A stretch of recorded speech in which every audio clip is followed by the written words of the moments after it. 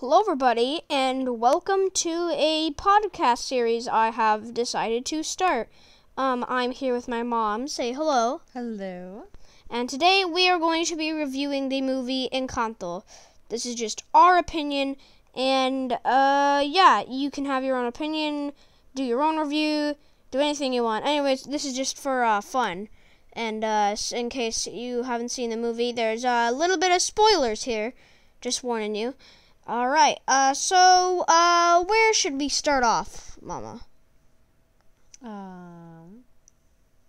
What part in the movie? The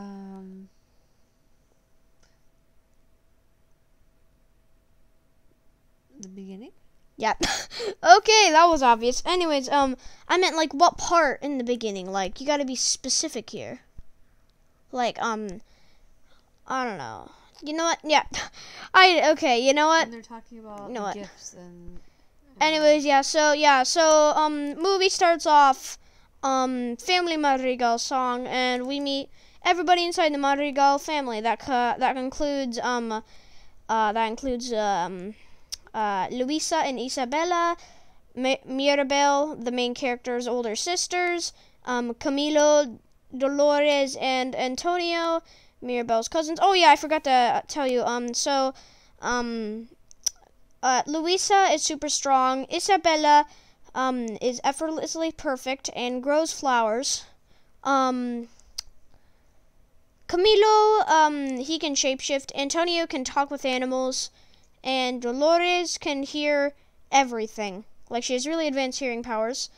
Mirabel's Aunt Peppa has weather powers. Her Uncle Felix doesn't have any powers because he was just one who married into the family, and everybody who was born into the family got a gift, like on like a gift ceremony when they were like 5 or something. I don't know. And then Mirabel's mom, Julieta, she can heal people with arepas or any food. So Mirabel's gift, she has none. That's a little sad. Anyway, so what are we like? Okay, so we start off at the beginning. After a Family Madrigal song, we see this man absolutely just crushing Mirabel's feelings. He's like, all right, hey Mirabel, I got this thing for you. It's called the Not Special, since you're the only Madrigal kid with no gift. Hopefully tonight's gift ceremony will be better. Oh yeah, so at this point in the movie, Antonio didn't get his gift yet, and he was gonna get his gift that night. Anyways, I'll continue.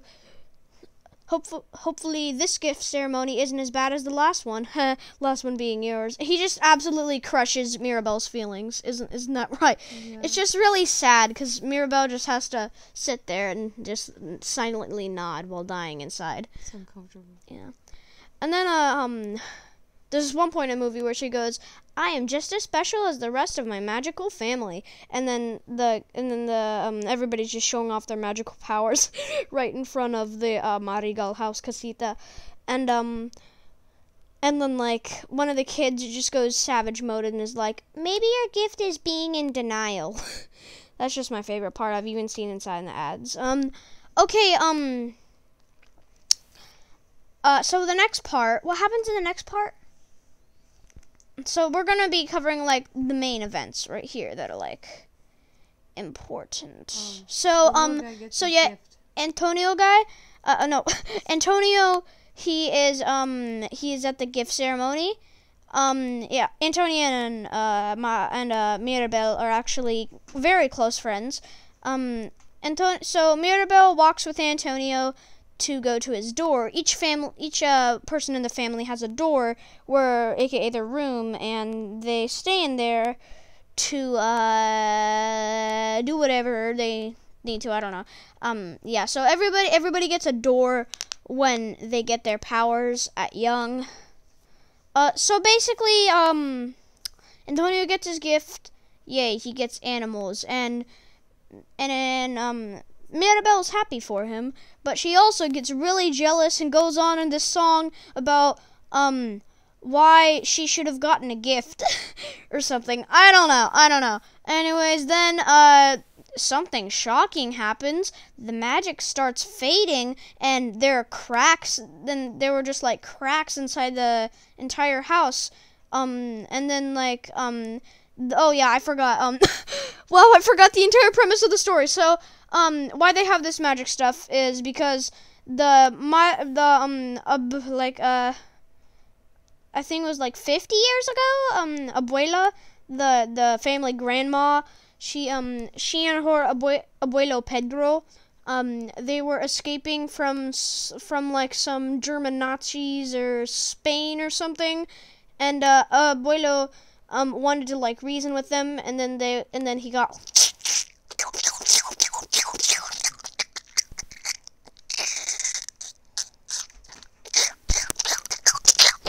anyways, and then the candle, this candle was like pew pew, and like magic and stuff, and then yeah, and then oh, there's the kitties, yeah, it was all like pew pew magic and stuff, and then you guessed it, magic, yay. Yeah, that was the premise of this entire story. I forgot to tell you. Anyways, so yeah, there was cracks in the house, and the candle almost went out.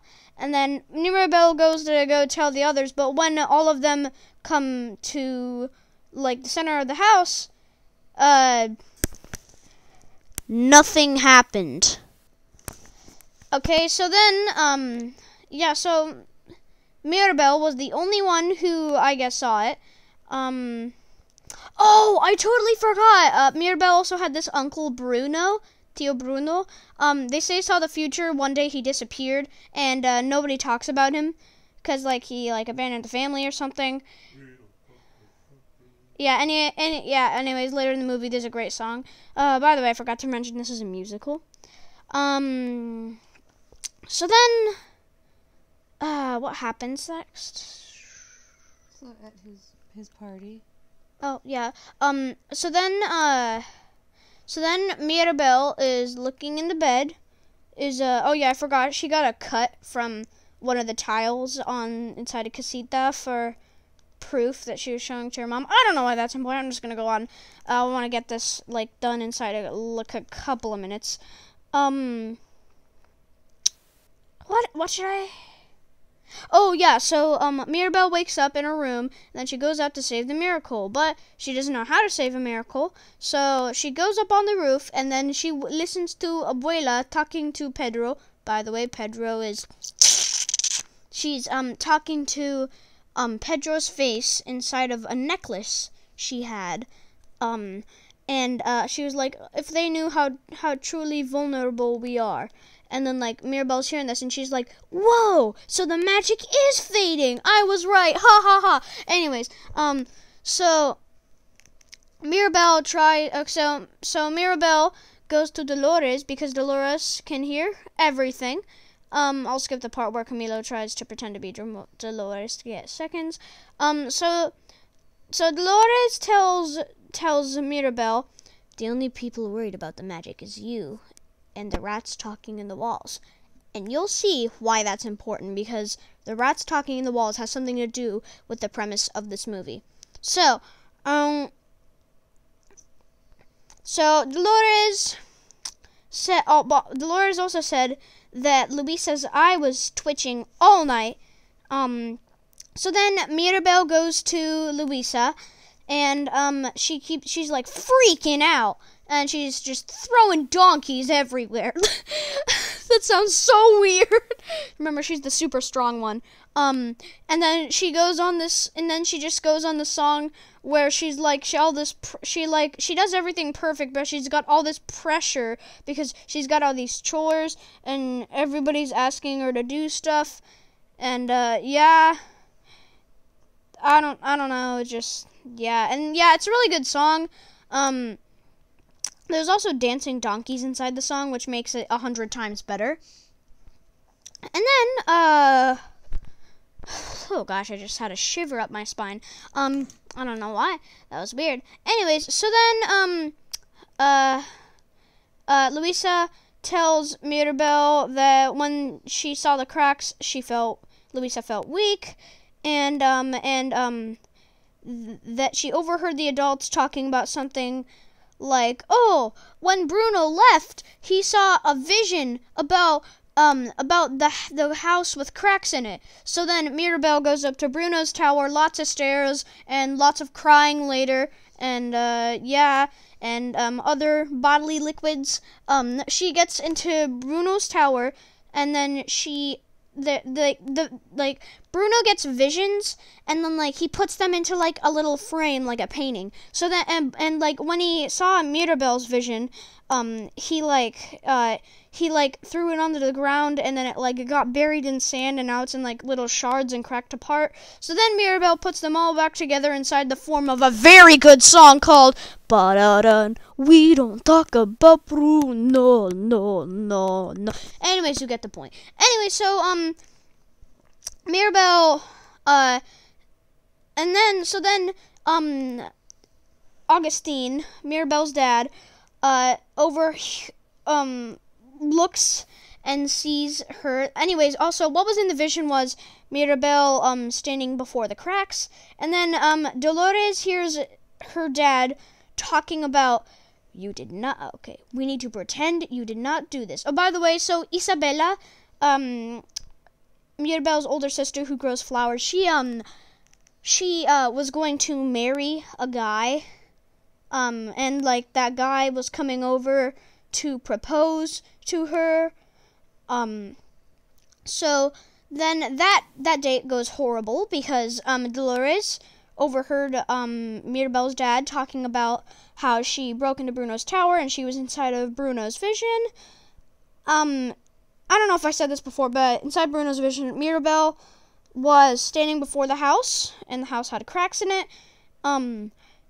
So then the Guzmans, the last name of the family that came over, the date gets absolutely ruined, and it's all because of Dolores, because she couldn't keep her mouth shut. And then, what do you know?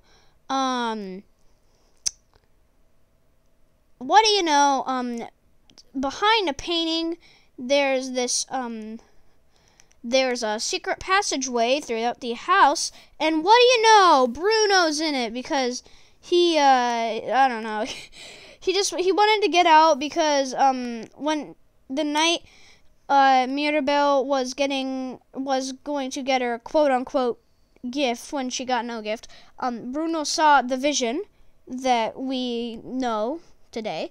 He saw the vision, and, so he saw the vision that night, and then he left but didn't leave. He went to the walls. He went in there he did that to protect Mirabel, because he's like, I'm Bruno, and everyone always thinks I'm the worst, and I do everything wrong. So here's something you might not have known. Inside of We Don't Talk About Bruno, when, like, the part is like, he told me my fish would die, he told me I grow a gut, he said that all my hair would disappear. Well, they're probably, like, swarming Bruno to be like, oh, what's gonna happen to me? But he can only see, like, visions, and it takes a long time to do that. He can just see the future right there, now and then. It's just like, yeah, so, like, he was like, okay, your fish is gonna die. Very common thing. Fishes do not live long. You're gonna grow a gut. When men get older, they usually get fat, or grow a gut of some kind, and all your hair is gonna disappear. Like I said, older men also usually go bald. So he was probably trying to do that, and he probably wasn't trying to, like, jinx them or anything. So, yeah. That's your fault, villagers. Anyways, so, he also tells Mirabel that the vision was actually undecided, so Mirabel, forces him to have another vision. Antonio also heard it. He was like, the rats told me. And then he goes to his jaguar, and he's like, don't eat those. And it's actually really funny. There's also this funny part with Bruno where he does his voice impressions. Have you been in here, patching the cracks? Oh, that? No. All the patching's done by Hernando. Who is it? I'm Hernando, and I'm scared of nothing. I'm Jorge. I make this speckle. Anyways, yeah, it's funny. Okay, sorry, I just had a little mucus there. So then Bruno has another vision, and it looks like Mirabelle's gonna have to find a golden butterfly, and then what Mirabelle's gonna have to do is she's going to have to hug her sister, Isabella. Now, so she literally tries to force a hug out of Isabella, and Isabella tells Mirabelle to get out, after Mirabelle calls her a selfish, entitled princess. I don't know why that would make her want to hug her. And then, right there and then, Isabella lets out some very, very serious information. She tells Mirabelle that she didn't want to marry Mariano, aka the guy she was want to marry. She was trying to do it for the family, to satisfy Abuela. If you ask me, that's really messed up. Like, why? Oh gosh. Anyways, oh gosh, that is messed up. Anyways, and then Isabella grows a new plant, and then she's like, yo, I can grow new plants. And then she turns into punk rock Isabella, is what I like to call her. And then, yeah, that's where, Abuela completely is like, Mirabelle, what are you doing? You're hurting his family. And then Mirabelle does this inspirational speech and argues with Abuela about stuff. Anyways, and then we realize Abuela was the one hurting the magic, not Mirabelle. So then, casita falls apart, Mirabelle nearly dies, but gets covered up by the casita a little bit, and she only gets like a lot of dust on her and stuff. So then, her and Abuela sit down, they see the golden butterfly on the plant, they hug, Bruno confesses he was gone, cool song, but during the song, they build a new casita, and then there's this one point where Bruno's like, a doorknob! So then Mirabelle puts the doorknob on the door, and on that door there was an M, and inside the reflection they were like, what do you see? And Mirabelle was like, I see me, because that's the logic way of mirrors. Anyways, yeah, so if you ask me, the ending was a little weird. Like, oh, why wouldn't she see her inside of a doorknob? It's her reflection. Yeah, that was a little weird part. But yeah, other than that, 11 out of 10. That was it was cool talking with you guys. I hope you guys had a nice time listening to this podcast. And if you thought Encanto was bad, well then I changed your mind, didn't I? Haha, I did, because that's what this entire podcast was for. And if you think otherwise, then there will be consequences. Anyways, yeah. So bye.